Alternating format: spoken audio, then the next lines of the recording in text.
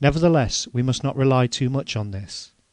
Though we may be well nigh certain that a savant would not dare to treat a man today as he treats a rabbit, it remains always to be feared that the savants as a body, if not interfered with, may submit living men to scientific experiments, undoubtedly less cruel, but none the less disagreeable to their victims.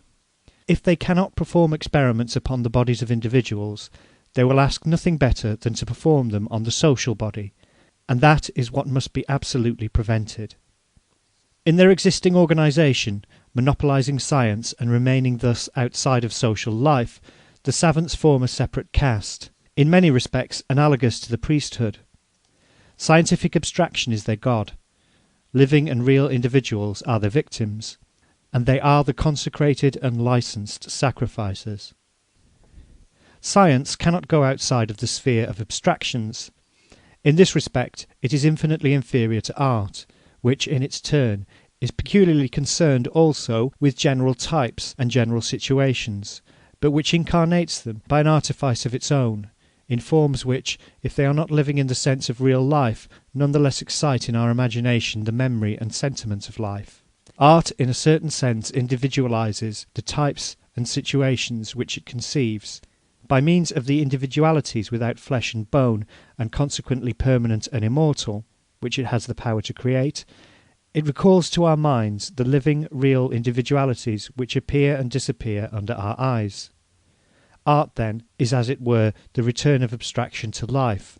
Science, on the contrary, is the perpetual immolation of life, fugitive, temporary, but real, on the altar of eternal abstractions. Science is as incapable of grasping the individuality of a man as that of a rabbit, being equally indifferent to both.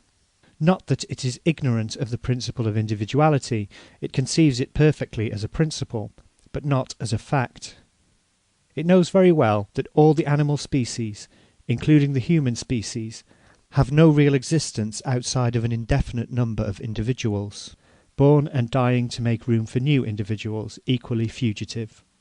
It knows that in rising from the animal species to the superior species, the principle of individuality becomes more pronounced. The individuals appear freer and more complete. It knows that man, the last and most perfect animal of earth, presents the most complete and most remarkable individuality, because of his power to conceive, create, personify, as it were, in his social and private existence, the universal law. It knows, finally, when it is not vitiated by theological or metaphysical, political or judicial doctrinarisme, or even by a narrow scientific pride, when it is not deaf to the instincts and spontaneous aspirations of life, it knows, and this is its last word, that respect for man is the supreme law of humanity, and that the great, the real object of history, its only legitimate object, is the humanization and emancipation, the real liberty, the prosperity and happiness of each individual living in society. For if we would not fall back into the liberticidal fiction of the public welfare represented by the state, a fiction always founded on the systematic sacrifice of the people, we must clearly recognize that collective liberty and prosperity exist only so far as they represent the sum of individual liberties and prosperities. Science knows all these things, but it does not and cannot go beyond them. Abstraction being its very nature, it can well enough conceive the principle of real and living individuality, but it can have no dealings with real and living individuals. It concerns itself with individuals in general, but not with Peter or James, not with such and such a one, who, so far as it is concerned, do not, cannot have any existence. Its individuals, I repeat, are only abstractions. Now, history is made not by abstract individuals, but by acting, living, and passing individuals. Abstractions advance only when borne forward by real men. For these beings made not in idea only, but in reality of flesh and blood, science has no heart. It considers them at most as material for intellectual and social development. What does it care for the particular conditions and chance fate of Peter or James? It would make itself ridiculous, it would abdicate, it would annihilate itself, if it wished to concern itself with them otherwise than as examples in support of its eternal theories. And it would be ridiculous to wish it to do so, for its mission lies not there. It cannot grasp the concrete. It can move only in abstractions. Its mission is to busy itself with the situation and the general conditions of the existence and development either of the human species in general, or of such a race, such a people, such a class or category of individuals. The general causes of their prosperity, their decline, and the best general methods of securing their progress in all ways. Provided it accomplishes this task broadly and rationally, it will do its whole duty, and it would be really unjust to expect more of it. But it would be equally ridiculous, it would be disastrous, to entrust it with a mission which it is incapable of fulfilling. Since its own nature forces it to ignore the existence of Peter and James, it must never be permitted, nor must anybody be permitted in its name, to govern Peter and James, for it were capable of treating them almost as it treats rabbits. Or rather, it would continue to ignore them, but its licensed representatives, men not at all abstract, but on the contrary in very active life and having very substantial interests, yielding to the pernicious influence which privilege inevitably exercises upon men, would finally fleece other men in the name of science, just as they have been fleeced hitherto by priests, politicians of all shades, and lawyers, in the name of God, of the state, of judicial right. What I preach, then, is, to a certain extent, the revolt of life against science, or rather against the government of science, not to destroy science, that would be high treason to humanity, but to remand it to its place, so that it can never leave it again. Until now all human history has been only a perpetual and bloody immolation of millions of poor human beings, in honour of some pitiless abstraction. God, country, power of state, national honour, historical rights, judicial rights, political liberty, public welfare. Such has been, up to today, the natural, spontaneous and inevitable movement of human societies. We cannot undo it. We must submit to it so far as the past is concerned, as we submit to all natural fatalities. We must believe that that was the only possible way to educate the human race. For we must not deceive ourselves. Even attributing the larger part to the Machiavellian wiles of the governing classes, we have to recognise that no minority would have been powerful enough to impose all these horrible sacrifices upon the masses if there had not been in the masses themselves a dizzy, spontaneous movement which pushed them on to continual self-sacrifice, now to one, now to another of these devouring abstractions, the vampires of history ever nourished upon human blood. We readily understand that this is very gratifying to the theologians, politicians, and jurists. Priests of these abstractions, they live only by the continual immolation of the people. Nor is it more surprising that metaphysics too should give its consent. Its only mission is to justify and rationalise as far as possible the iniquitous and absurd. But that positive science itself should have shown the same tendencies is a fact which we must deplore while we establish it. That it has done so is due to two reasons.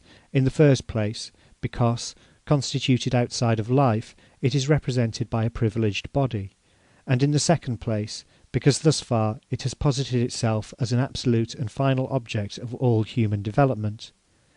By a judicious criticism, which it can and finally will be forced to pass upon itself, it would understand, on the contrary, that it is only a means for the realisation of a much higher object, that of the complete humanisation of the real situation of all the real individuals who are born, who live, and who die on earth. The immense advantage of positive science over theology, metaphysics, politics, and judicial right consists in this, that, in the place of the false and fatal abstractions set up by these doctrines, it posits true abstractions, which express the general nature and logic of things, their general relations, and the general laws of their development. This separates it profoundly from all preceding doctrines, and will assure it forever a great position in society. It will constitute, in a certain sense, society's collective consciousness. But there is one aspect in which it resembles all these doctrines. Its only possible object being abstractions, it is forced by its very nature to ignore real men, outside of whom the truest abstractions have no existence. To remedy this radical defect, positive science will have to proceed by a different method from that followed by the doctrines of the past. The latter have taken advantage of the ignorance of the masses to sacrifice them with delight to their abstractions, which, by the way, are always very lucrative to those who represent them in flesh and bone. Positive science, recognizing its absolute inability to conceive real individuals and interests itself in their lot, must definitely and absolutely renounce all claim to the government of societies. For if it should meddle therein, it would only sacrifice continually the living men whom it ignores to the abstractions which constitute the sole object of its legitimate preoccupations. The true science of history, for instance, does not yet exist. Scarcely do we begin today to catch a glimpse of its extremely complicated conditions. But suppose it were definitely developed, what could it give us? It would exhibit a faithful and rational picture of the natural development of the general conditions, material and ideal, economical, political and social, religious, philosophical, aesthetic and scientific, of the societies which have a history. But this universal picture of human civilizations, however detailed it might be, would never show anything beyond general and consequently abstract estimates. The milliards of individuals who have furnished the living and suffering materials of this history, at once triumphant and dismal, triumphant by its general results, dismal by the immense hecatomb of human victims crushed under its ear, those milliards of obscure individuals without whom none of the great abstract results of history would have been obtained, and who, bear in mind, have never benefited by any of these results, will find no place, not even the slightest, in our annals. They have lived and been sacrificed, crushed for the good of abstract humanity, that is all. Shall we blame the science of history? That would be unjust and ridiculous. Individuals cannot be grasped by thought, by reflection, or even by human speech, which is capable of expressing abstractions only. They cannot be grasped in the present day any more than in the past. Therefore, social science itself, the science of the future, will necessarily continue to ignore them. All that we have a right to demand of it is that it shall point us with faithful and sure hand to the general causes of individual suffering. Among these causes it will not forget the immolation and subordination, still too frequent, alas, of living individuals to abstract generalities, at the same time showing us the general conditions necessary to the real emancipation of the individuals living in society. That is its mission. Those are its limits, beyond which the action of social science can only be impotent and fatal, beyond those limits being the doctrinaire and governmental pretensions of its licensed representatives, its priests. It is time to have done with all popes and priests. We want them no longer, even if they call themselves social democrats. Once more, the sole mission of science is to light the road. Only life, delivered from all its governmental and doctrinaire barriers and given full liberty of action, can create. How to solve this antinomy? On the one hand, science is indispensable to the rational organisation of society. On the other, being incapable of interesting itself in that which is real and living, it must not interfere with the real or practical organisation of society. This contradiction can be solved only in one way: by the liquidation of science as a moral being existing outside the life of all, and represented by a body of breveted savants. It must spread among the masses. Science, being called upon to henceforth represent society's collective consciousness, must really become the property of everybody. Thereby, without losing anything of its universal character, of which it can never divest itself without ceasing to be science, and while continuing to concern itself exclusively with general causes, the conditions and fixed relations of individuals and things, it will become one in fact with the immediate and real life of all individuals. That will be a movement analogous to that which said to the Protestants at the beginning of the Reformation that there was no further need for priests for man, who would henceforth be his own priest, every man, thanks to the invisible intervention of the Lord Jesus Christ alone, having at last succeeded in swallowing his good God. But here the question is not of Jesus Christ, nor good God, nor of political liberty, nor of judicial right. things all theologically or metaphysically revealed, and all alike indigestible.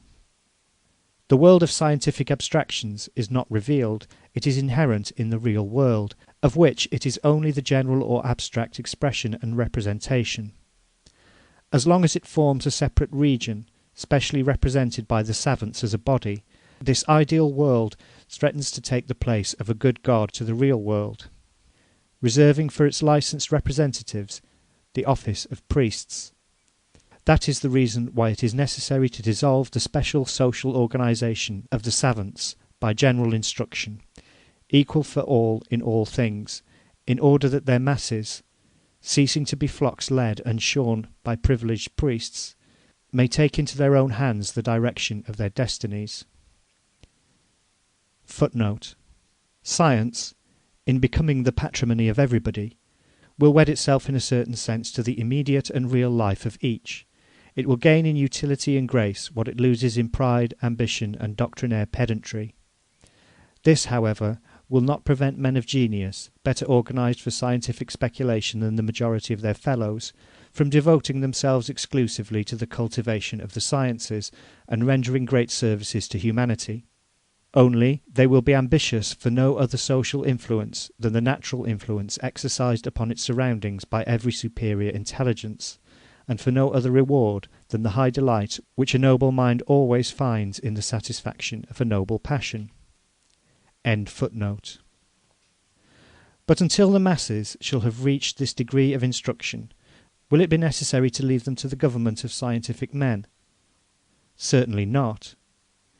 It would be better for them to dispense with science than allow themselves to be governed by savants. The first consequence of the government of these men would be to render science inaccessible to the people, and such a government would necessarily be aristocratic, because the existing scientific institutions are essentially aristocratic, an aristocracy of learning. From the practical point of view, the most implacable, and from the social point of view, the most haughty and insulting. Such would be the power established in the name of science. This regime would be capable of paralysing the life and movement of society. The savants, always presumptuous, ever self-sufficient and ever impotent, would desire to meddle with everything, and the sources of life would dry up under the breath of their abstractions. Once more, life, not science, creates life. The spontaneous action of the people themselves alone can create liberty. Undoubtedly, it would be a very fortunate thing if science could, from this day forth, illuminate the spontaneous march of the people towards their emancipation. But better an absence of light than a false and feeble light, kindled only to mislead those who follow it. After all, the people will not lack light. Not in vain have they traversed a long historic career, and paid for their errors by centuries of misery. The practical summary of their painful experiences constitutes a sort of traditional science, which in certain respects is worth as much as theoretical science. Last of all, a portion of the youth, those of the bourgeois students who feel hatred enough for the falsehood, hypocrisy, injustice and cowardice of the bourgeoisie to find courage to turn their backs upon it, and passion enough to unreservedly embrace the just and human cause of the proletariat, those will be, as I have already said, fraternal instructors of the people. Thanks to them, there will be no occasion for the government of the savants. If the people should beware of the government of the savants, all the more should they provide against that of the inspired idealists. The more sincere these believers and poets of heaven, the more dangerous they become. The scientific abstraction, I have said, is a rational abstraction, true in its essence, necessary to life, of which it is the theoretical representation, or, if one prefers, the conscience. It must be, absorbed and digested by life. The idealistic abstraction, God, is a corrosive poison which destroys and decomposes life, falsifies and kills it. The pride of the idealists, not being personal but divine, is invincible and inexorable. It must die. But it will never yield, and while it has a breath left, it will try to subject men to its God, just as the lieutenants of Prussia, these practical idealists of Germany, would like to see the people crushed under the spurred boot of their emperor. The faith is the same, the end but little different, and the result, as that of faith, is slavery. It is at the same time the triumph of the ugliest and most brutal materialism. There is no need to demonstrate this in the case of Germany. One would have to be blind to avoid seeing it at the present hour. But I think it is still necessary to demonstrate it in the case of divine idealism. Man, like all the rest of nature, is an entirely material being. The mind, the facility of thinking, of receiving and reflecting upon different external and internal sensations, of remembering them when they have passed, and reproducing them by the imagination, of comparing and distinguishing them, of abstracting determinations common to them, and thus creating general concepts, and finally of forming ideas by grouping and combining concepts according to different methods. Intelligence, in a word, sole creator of our whole ideal world, is a property of the animal body, and especially of the quite material organism of the brain. We know this certainly by the experience of all, which no fact has ever contradicted, and which any man can verify at any moment of his life. In all animals, without excepting the wholly inferior species, we find a certain degree of intelligence, and we see that, in the series of species, animal intelligence develops in proportion as the organisation of species approaches that of man, but that in man alone it attains to that power of abstraction which properly constitutes thought. Universal experience, which is the sole origin, the source of all our knowledge, shows us therefore that all intelligence is always attached to some animal body, and that the intensity, the power of this animal function depends on the relative perfection of the organism. Footnote. Universal experience, on which all science rests, must be clearly distinguished from universal faith, on which the idealists wish to support their beliefs. The first is a real authentication of facts. The second is only a supposition of facts which nobody has seen, and which consequently are at variance with the experience of everybody. End footnote. The latter of these results of universal experience is not applicable only to the different animal species. We establish it, likewise, in men, whose intellectual and moral power depends so clearly upon the greater or less perfection of their organism as a race, as a nation, as a class, and as individuals, that it is not necessary to insist upon this point. Footnote. The idealists, all those who believe in the immateriality and immortality of the human soul, must be excessively embarrassed by the difference in intelligence existing between races, peoples, and individuals. Unless we suppose that the various divine particles have been irregularly distributed, how is this difference to be explained? Unfortunately, there is a considerable number of men wholly stupid, foolish, even to idiocy. Could they have received in the distribution a particle at once divine and stupid? To escape this embarrassment, the idealists must necessarily suppose that all human souls are equal, but that the prisons in which they find themselves necessarily confined, human bodies, are unequal, some more capable than others of serving as an organ for the pure intellectuality of the soul. According to this, such a one might have very fine organs at his disposition, such another very gross organs. But these are distinctions which idealism has not the power to use without falling into inconsistency and the grossest materialism. For in the presence of absolute immateriality of soul, all bodily differences disappear. All that is corporeal, material, necessarily appearing indifferent, equally and absolutely gross. The abyss which separates soul from body, absolute immateriality from absolute materiality, is infinite.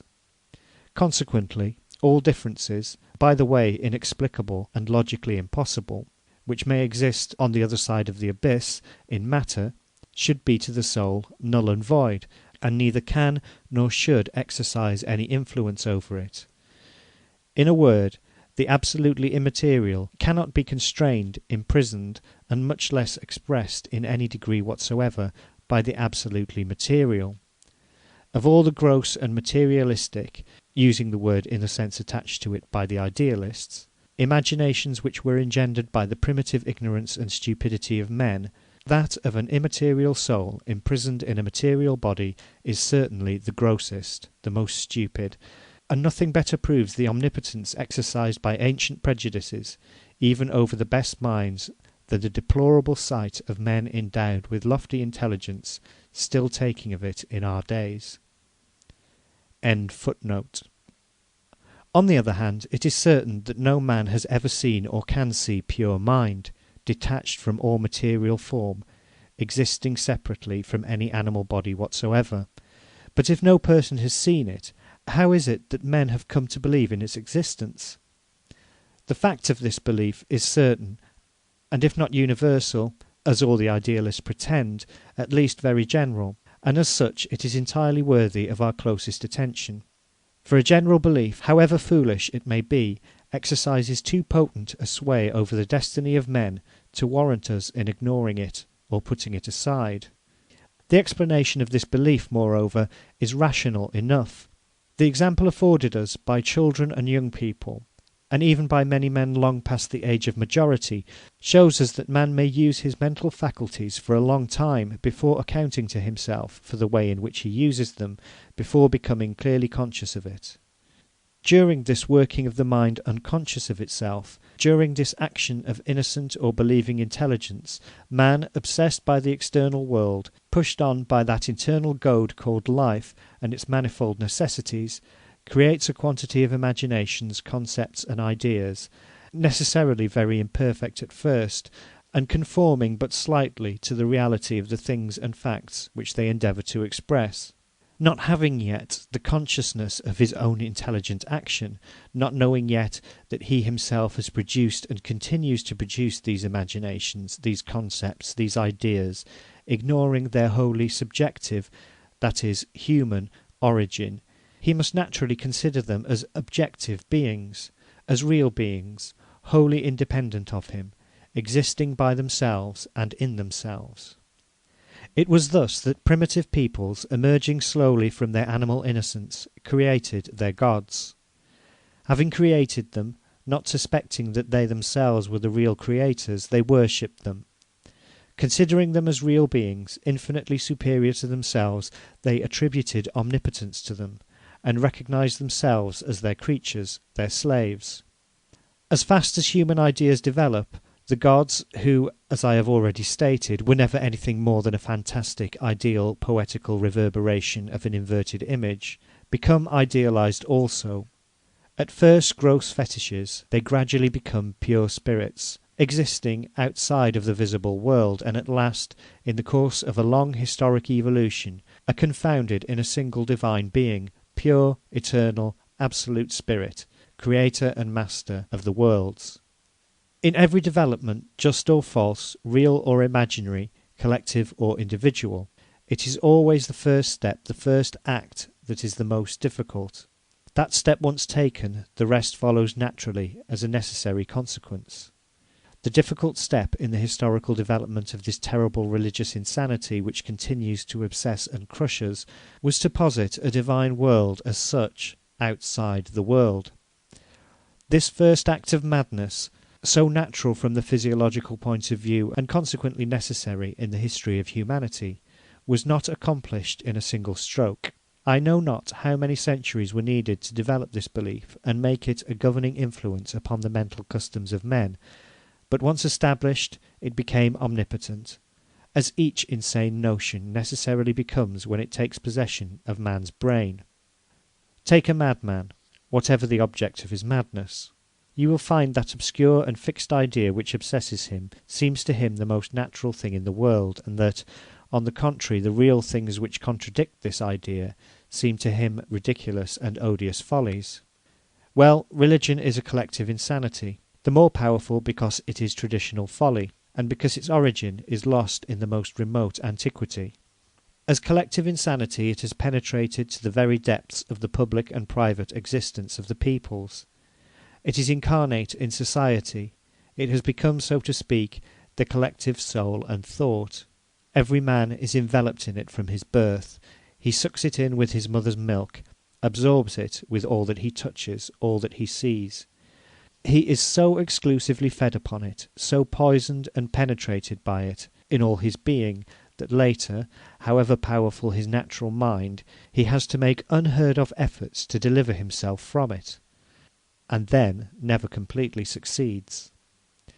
We have one proof of this in our modern idealists, and another in our doctrinaire materialists, the German communists.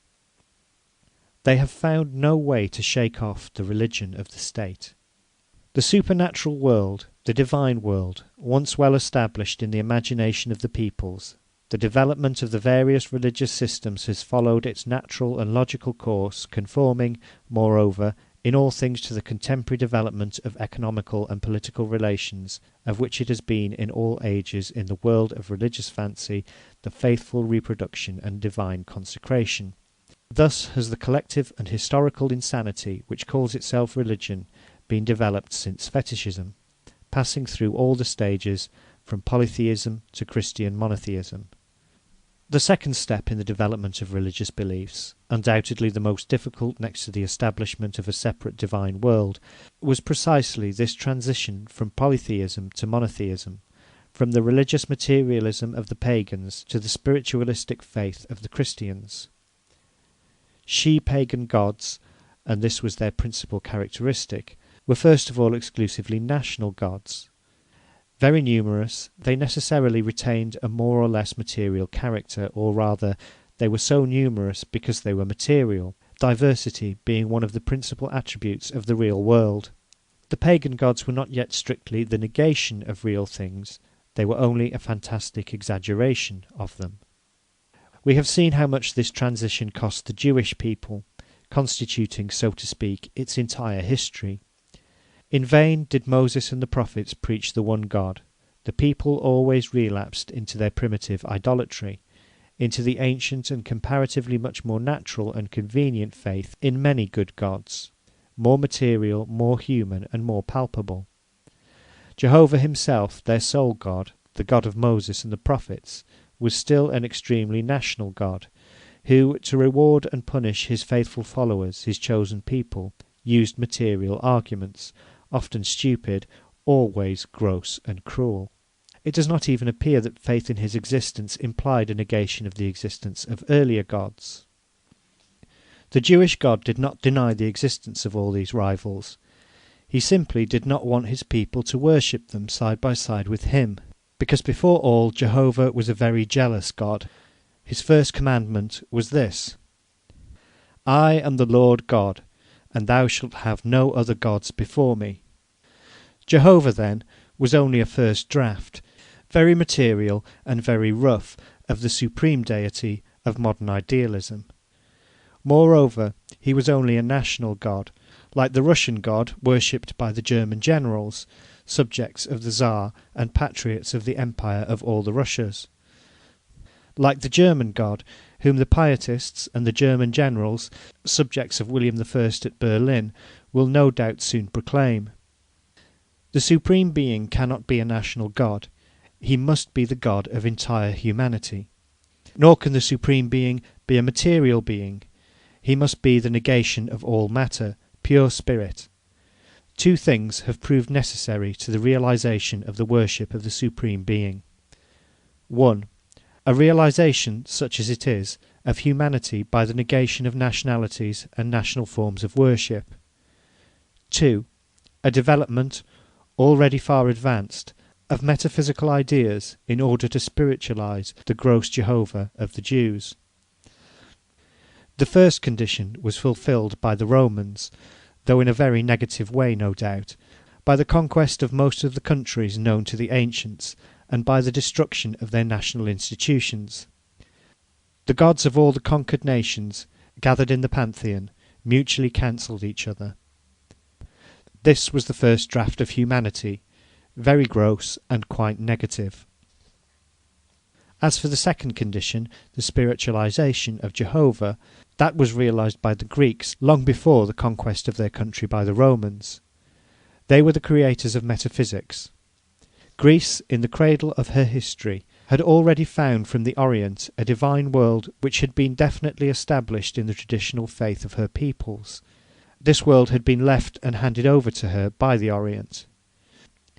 In her instinctive period, Prior to her political history, she had developed and prodigiously humanized this divine world through her poets, and when she actually began her history, she already had a religion ready-made, the most sympathetic and noble of all the religions which have existed, so far at least as a religion, that is, a lie, can be noble and sympathetic.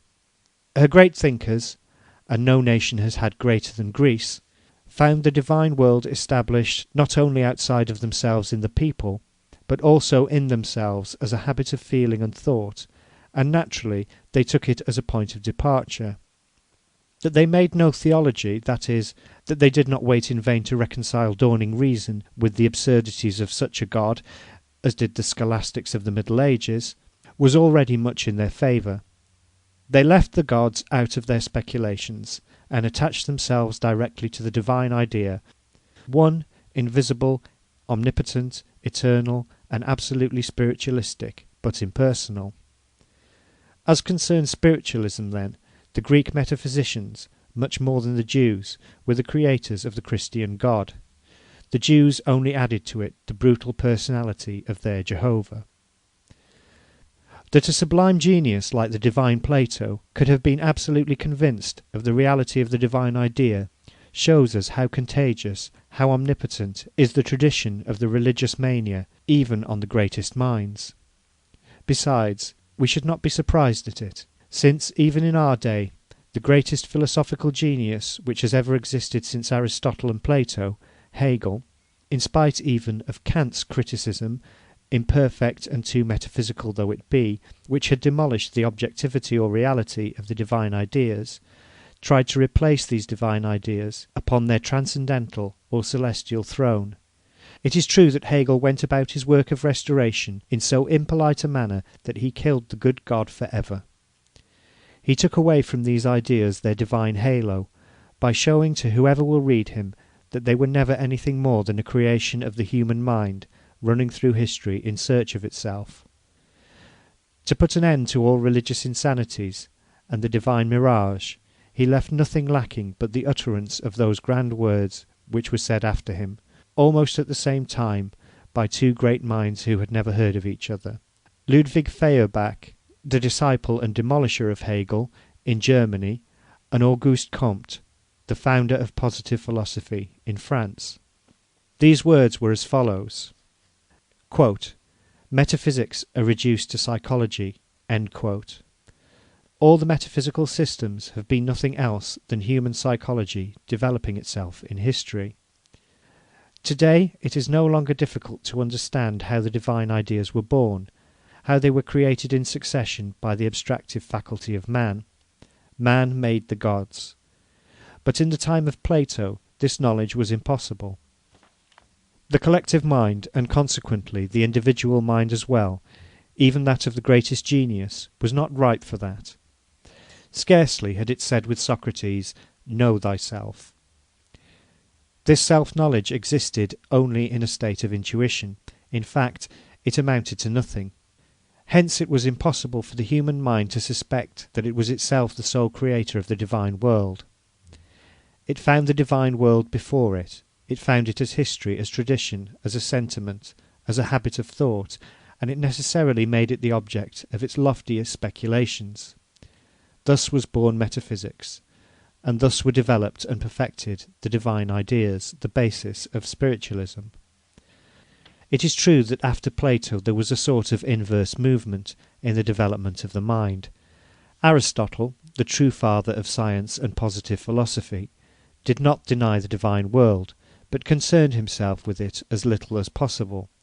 He was the first to study, like the analyst and experimenter that he was, logic, the laws of human thought, and at the same time the physical world, not in its ideal illusory essence, but in its real aspect. After him the Greeks of Alexandria established the first school of the positive scientists. They were atheists, but their atheism left no mark on their contemporaries. Science tended more and more to separate itself from life. After Plato, divine ideas were rejected in metaphysics themselves. This was done by the Epicureans and Sceptics, two sects who contributed much to the degradation of human aristocracy. but they had no effect upon the masses. Another school, infinitely more influential, was formed at Alexandria. This was the school of Neoplatonists. These, confounding in an impure mixture the monstrous imaginations of the Orient with the ideas of Plato, were the true originators, and later the elaborators, of the Christian dogmas.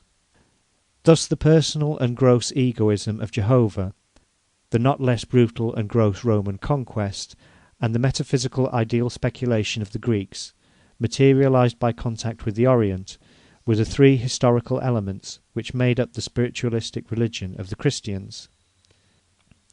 Before the altar of a unique and supreme God was raised on the ruins of the numerous altars of the pagan gods, the autonomy of the various nations composing the pagan or ancient world had to be destroyed first.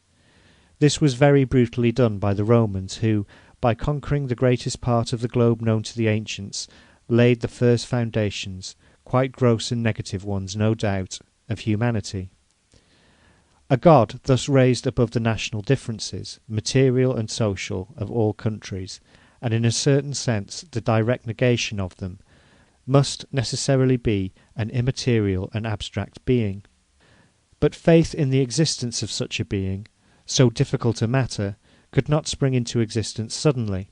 Consequently, as I have demonstrated in the appendix, it went through a long course of preparation and development at the hands of Greek metaphysics, which were the first to establish in a philosophical manner the notion of the divine idea, a model eternally creative and always reproduced by the visible world. But the divinity conceived and created by Greek philosophy was an impersonal divinity. No logical and serious metaphysics being able to rise, or rather to descend, to the idea of a personal God, it became necessary, therefore, to imagine a God who was one and very personal at once. He was found in the very brutal, selfish, and cruel person of Jehovah, the national God of the Jews. But the Jews, in spite of that exclusive national spirit which distinguishes them even today, had become in fact, long before the birth of Christ, the most international people of the world.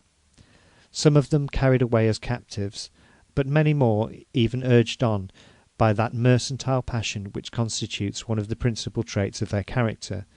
They had spread through all countries, carrying everywhere the worship of their Jehovah, to whom they remained all the more faithful, the more he abandoned them. In Alexandria, this terrible God of the Jews made the personal acquaintance of the metaphysical divinity of Plato, already much corrupted by Oriental contact, and corrupted her still more by his own. In spite of his national, jealous, and ferocious exclusivism, he could no longer resist the grace of this ideal and impersonal divinity of the Greeks. He married her, and from this marriage was born the spiritualistic, but not spirited, God of the Christians. The Neoplatonists of Alexandria are known to have been the principal creators of the Christian theology. Nevertheless, theology alone does not make a religion, any more than historical elements suffice to create history. By historical elements, I mean the general conditions of any real development whatsoever, for example, in this case, the conquest of the world by the Romans, and the meeting of the God of the Jews with the ideal of divinity of the Greeks. To impregnate the historical elements, to cause them to run through a series of new historical transformations, a living, spontaneous fact was needed, without which they might have remained many centuries longer in the state of unproductive elements. This fact was not lacking in Christianity. It was the propagandism, martyrdom, and death of Jesus Christ. We know almost nothing of this great and saintly personage, all that the Gospels tell us being contradictory, and so fabulous that we can scarcely seize upon a few real and vital traits. But it is certain that he was the preacher of the poor, the friend and consoler of the wretched, of the ignorant, of the slaves, and of the women, and that by these last he was much loved. He promised eternal life to all who are oppressed, to all who suffer here below, and the number is immense. He was hanged, as a matter of course, by the representatives of the official morality and public order of that period. His disciples and the disciples of his disciples succeeded in spreading, thanks to the destruction of the national barriers by the Roman conquest, and propagated the gospel in all the countries known to the ancients. Everywhere they were received with open arms by the slaves and the women, the two most oppressed, most suffering, and naturally also the most ignorant classes of the ancient world. For even such few proselytes as they made in the privileged and learned world, they were indebted in great part to the influence of women. Their most extensive propagandism was directed almost exclusively among the people, unfortunate and degraded by slavery.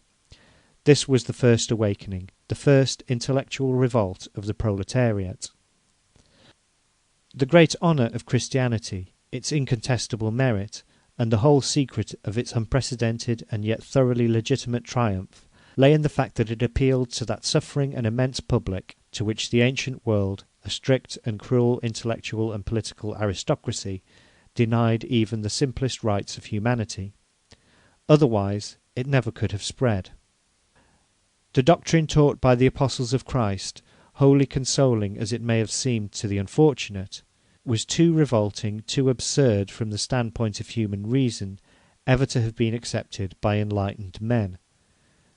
According with what joy the Apostle Paul speaks of the scandale de la foi, the scandal of faith, and of the triumph of that divine folie, divine madness, rejected by the powerful and wise of the century, but all the more passionately accepted by the simple, the ignorant, and the weak-minded.